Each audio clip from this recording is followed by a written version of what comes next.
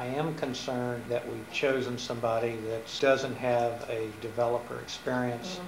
PSA is a great development company, and whatever he's done.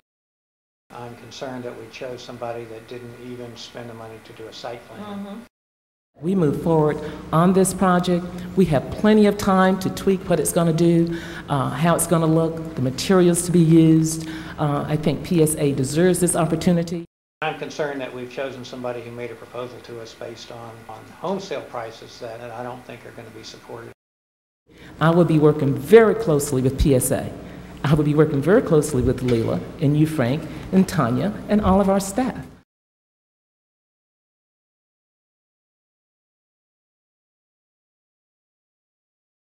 First of all, they have no development track record. That is my hugest concern. I work with developers every day. I can't see them buying houses at Federal Road Pace for $300,000. With a developer who has no track record, being a construction manager is completely different from being a developer.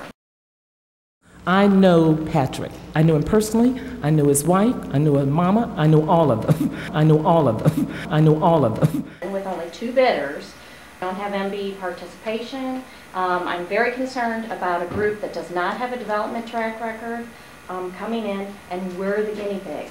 And I don't think that's being a good steward of the taxpayers' dollars. This is a good project. All we've got to do is wait and see.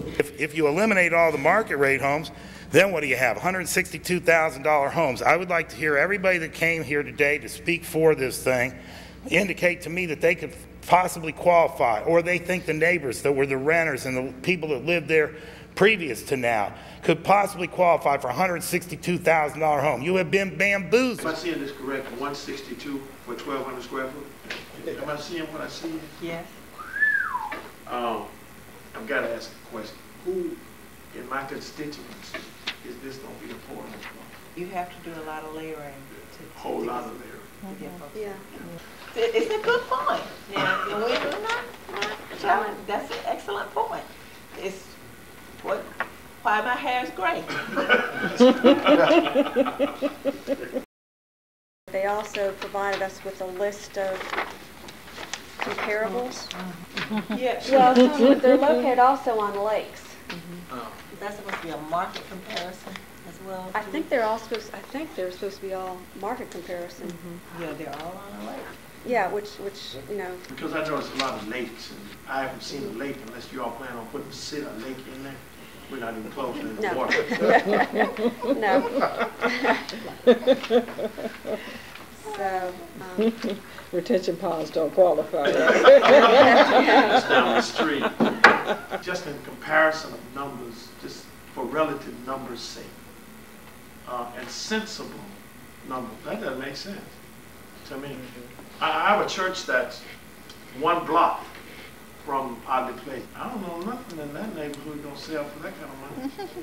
I don't even think a whole block. See, the 2 of the homes on the first sheet are listed as $501,600. I'd like you to find some buyers that want to be in that crack haven buying a $500,000 home on the Odie Place. Under that page, the second page, was their first proposal, and the prices were 6 of them at $484,000, as you'll see on the second line. So they actually went up $20,000 after it was made obvious to them that this price would not work. So they're going in the wrong direction. PSA was very much concerned about meeting with the community and working with the community, doing a lot of outreach to try to make sure that what their proposals are for the site is something that's consistent with what the community desires were as well. If they drop their prices, then their income drops, and the feasibility of this thing really actually working is going to be affected by the price drop. So for them to say that the numbers can go down, if they do, it affects the viability of the concept. This map shows their comps. It's all lakefront properties on the other side of East-West, the other side of I-4. And if this is the method by which the real estate people are going to do their research on this and establish comps, and we already know what PSA is, they're not very bright, and they're not looking at the facts. Under those pages, you'll see comps in 32801, 550, 550, on East Jefferson, on East Concord, Cherokee Circle, Mills. Those are ridiculous comps. I won't spend any more time on that.